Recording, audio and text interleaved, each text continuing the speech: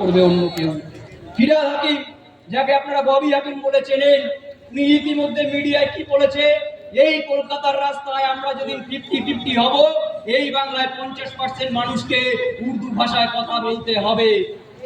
ভাবুন, আমার বাংলা সোনার বাংলা, আমরা বলি এই বাংলা রবি ঠাকুরের বাংলা, এই বাংলা কাজী নজরুল ইসলামের বাংলা।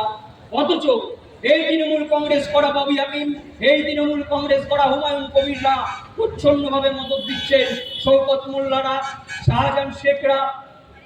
আজকের দিনে দাঁড়িয়ে বাংলা কোথায় কোথায় তলানিতে ঠেকেছে? আজকের দিনে দাঁড়িয়ে তাই অনুপ্রবেশকারী ওই যে 450 বর্গ কিলোমিটার বাংলাদেশ বর্ডার ঘেরাটোপ থেকে এই পশ্চিম বাংলার বুকে অনুপ্রবেশকারীরা ঢুকেছে, আর মায়ানমার থেকে যে রোহিঙ্গারা এসেছে তাদেরকে খেলানোর সময় এসেছে বলে। আর সেটা সম্ভব একমাত্র যদি ভোটার লিস্ট সংশোধন করা হয়। আর এই ভোটার লিস্ট সংশোধন যেন তেন প্রকারেণ করা হবে হবে হবে। মমতা ব্যানার্জি কেন? মমতা ব্যানার্জি 14 পুরুষের ক্ষমতা নেই। এইবারে এই ভোটার লিস্ট সংশোধন থেকে ভারতবাসীকে আটকায়, পশ্চিমবঙ্গবাসীকে আটকায়। আপনারা দেখেছেন সিএ নিয়ে উনি কথা বলি, আমরা বাঙালি। আজকের দিনে দাঁড়িয়ে যে জাতীয়তাবাদী মুসলিম এই পশ্চিম বাংলায় তার জন্ম, তার বাপ ঠাকুরদা দীর্ঘদিন ধরে এই বাংলায় রয়েছে, তারা এই পশ্চিম বাংলার বাঙালি। কিন্তু যারা বাংলাদেশ থেকে হঠাৎ করে এসে, আসাম থেকে হঠাৎ করে এসে, ত্রিপুরা থেকে হঠাৎ করে এসে পশ্চিমবঙ্গের মাটিতে জাঁকিয়ে বসেছে, তারা হলো অনুপ্রবেশকারী বাঙালি। আর এই অনুপ্রবেশকারী বাঙালিদের হাঁটাতে হবে, নিজেদের স্বার্থে হাঁটাতে হবে। আর এই লড়াইটা শুধুমাত্র আমাদের এই কারণেই লড়তে হবে। তাই যদি বাঁচতে চান, হিন্দুরা বিভেদ ভুলে এক হয়। এই সুযোগ 2026, পরবর্তী 2031 কি হবে আমরা কেউ জানি না, কিন্তু একটিবার ভারতীয় জনতা পার্টিকে সুযোগ দিন। ভারতীয় জনতা পার্টি কথা দিচ্ছে এই বাংলাকে রবি ঠাকুরের সোনার বাংলা করে তুলবে। এই বাংলায় কাজী নজরুল ইসলাম যে স্বপ্ন দেখেছিলেন একদিনতে দুটি কুসুম, তাহলে ওই জাতীয়তাবাদী মুসলিম আর ওই জাতীয়তাবাদী হিন্দু এক টেবিলে বসবে, কিন্তু আমরা কোনো অনুপ্রবেশকারীর সাথে বসবো না। আজকের দিনে দাঁড়িয়ে বাংলাদেশে আমার অনুপ্রবেশকারী ওই মুসলিম ভাই, যে মুসলিম সম্প্রদায়ের মানুষ, যে আমার হিন্দু বোনকে ধর্ষিতা করছে, ধর্ষণ করছে, গণধর্ষণ করছে, আমি তার সাথে এক টেবিলে বসতে পারবো। কিন্তু যে ভারতবর্ষ থেকে, পশ্চিমবঙ্গে থেকে পশ্চিমবাংলার মা নির্যাতিত হলে, পশ্চিমবাংলার মা ধর্ষিতা হলে আমার সাথে মিছিলে পা মেলাচ্ছে, একমাত্র আমি সেই মুসলিমের পক্ষে কথা বলতে পারি। আজকের দিনে দাঁড়িয়ে প্রত্যেকটা মাদ্রাসাতে শেখানো হয় বোম বাঁধা, পেটো বাঁধা। একবারও বলা হয় না তোমাকে উচ্চ শিক্ষায় শিক্ষিত হতে হবে, তোমাকে চাকরি করতে হবে, তোমার হাতে কলম নিতে হবে। কিন্তু আমরা ভারতীয় জনতা পার্টি বলছি সবকা সাথ, সবকা বিকাশ, সবকা বিশ্বাস। আমরা কোনোদিন বলিনি যে হিন্দু একমাত্র ভারতীয় জনতা পার্টি করবে, ভারতীয় জনতা পার্টি করলে হিন্দু হতে হবে, কোনো মুসলমানকে সুযোগ দেওয়া হবে না ভারতীয় জনতা পার্টি। আজকের দিনে ভাবুন, প্রধানমন্ত্রী উজ্জ্বলা যোজনার গ্যাস এই অঞ্চলে যত গ্রামে যত মুসলিম সম্প্রদায়ের মানুষ আছে তারা কি পাননি? পেয়েছে। বরঞ্চ হিন্দুদের থেকে মুসলিম সম্প্রদায়ের মা বোনেরা বেশি বেশি পরিমাণে উজ্জ্বলা যোজনার গ্যাস পেয়েছে, তার উপভোক্তা আপনারা। এটা তো সেন্ট্রাল গভর্নমেন্টের প্রজেক্ট। বলে ভারতীয় জনতা পার্টি যদি ইচ্ছা করতো, ভারতীয় জনতা পার্টি নির্দেশ দিতে পারত, শুধুমাত্র পশ্চিমবাংলা বা ভারতবর্ষের হিন্দুদের জন্য এই প্রজেক্ট চালু করা হলো। আজকের দিনে এই জায়গাটা বুঝতে হবে, আমরা এই পয়েন্টগুলো বুঝতে পারছি না। আজকে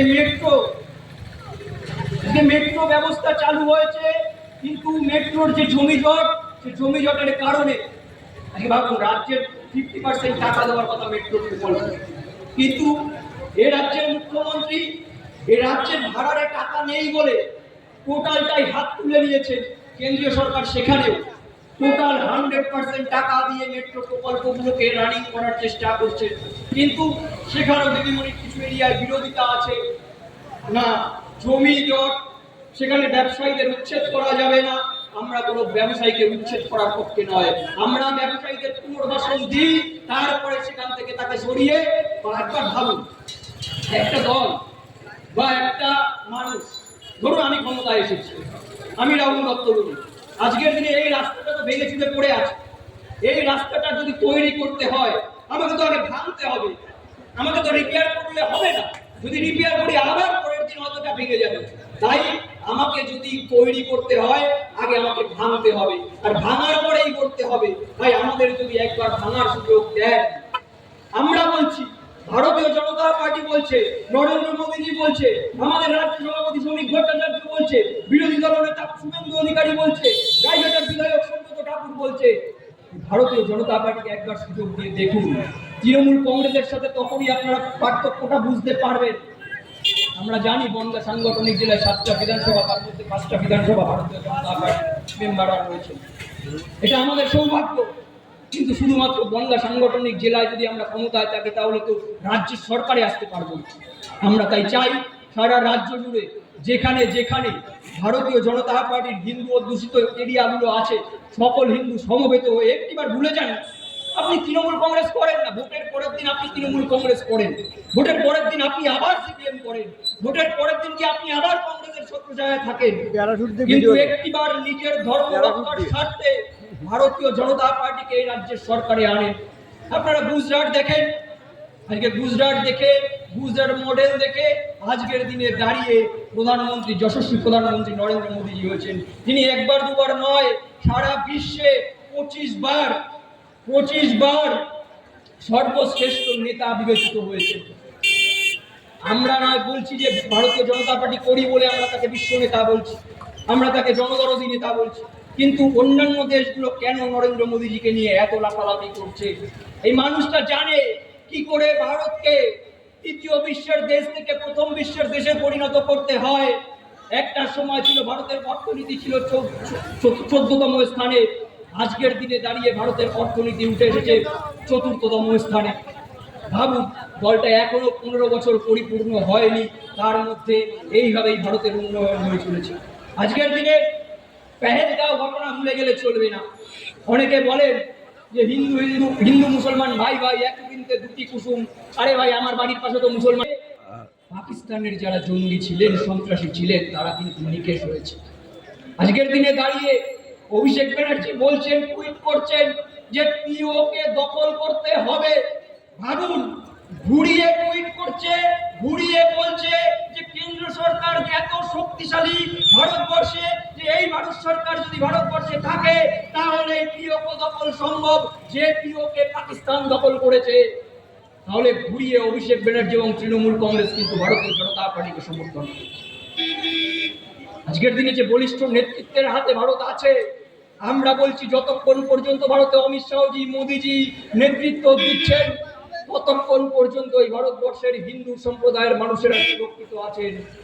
আপনারা 70 বছরের কংগ্রেস শাসনকাল দেখেছেন, সেখানে কি হয়নি কি হয়েছে, এই বাংলায় কি হয়েছে কি হয়নি আপনারা সবই দেখেছেন। বক্তব্য দীর্ঘায়িত করব না, শেষ করার আগে শুধু আপনাদের কাছে আবার করজোড়ে অনুরোধ করব, 2026 নির্বাচন হাতে মাত্র 8 থেকে 9 মাস। তার মধ্যে পুজো আছে, আমাদের সবচেয়ে বড় পুজো উৎসব দুর্গা উৎসব আছে, মা শ্যামার পুজো আছে। এইসব করতে করতে আমাদের প্রায় 1.5 মাস 3 মাস কেটে যাবে, তারপরে হাতে পড়ে থাকবে 5টা মাস। আমরা ভারতীয় জনতা পার্টির গুটি কয়েক কর্মীবৃন্দ যদি চাই তৃণমূল কংগ্রেসকে নবান্নের 14 তলা থেকে নামিয়ে আনতে পারবো না। সেখানে আপনাদের সহযোগিতা চাই, আপনাদের প্রত্যেকের সহযোগিতা চাই। তাই বলছি, ভোটের দিন ঘরে বসে থেকে জাতীয় ছুটি পালন না করে সেদিন বাংলার আপনার ঘরের মাকে নিয়ে, বোনকে নিয়ে, পুরো ফ্যামিলিকে নিয়ে মাংস ভাত কবজি ডুবিয়ে না খেয়ে সকাল সকাল নিজের ভোটটা নিজে দিতে যান। মুসলিমরা, সত্যি কথা বলছি, মুসলিমরা কিন্তু ভোটের দিন কিছু না খেয়ে, শুধু হয়তো বাদাম, শুধু হয়তো ছোলা মাখা, শুধু হয়তো মুড়ি মাখা খেয়েও ভোটটা করায়। কেননা তারা জানে তৃণমূল কংগ্রেস যতদিন আছে আমরা আমাদের এই স্বায়ত্ত শাসন এই বাংলার বুকে চালিয়ে যেতে পারবো। 50টা হিন্দুর মধ্যে 10 ঘর যদি মুসলিম থাকে তারা সুরক্ষিত, কিন্তু 50টা মুসলিম ঘরের মধ্যে যদি একটা হিন্দু ঘর থাকে, বলেন তো সুরক্ষিত কিনা? নিজের মনের কাছে প্রশ্ন করুন। বাংলাদেশ জলজ্যান্ত উদাহরণ, বসিরহাট জলজ্যান্ত উদাহরণ। বক্তব্য শেষ করার আগে যে জাতীয় গালাগালিটি সব পথসভাতে দিই, সেই জাতীয় গালাগালি দিয়ে আজকের পথসভার বক্তব্য ইতি টানব। সকলে সমবেতভাবে বলবেন, জয় শ্রীরাম, জয় জয় শ্রীরাম, জয় জয় শ্রীরাম।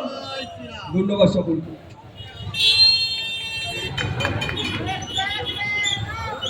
অসংখ্য ধন্যবাদ রাহুল দাকে,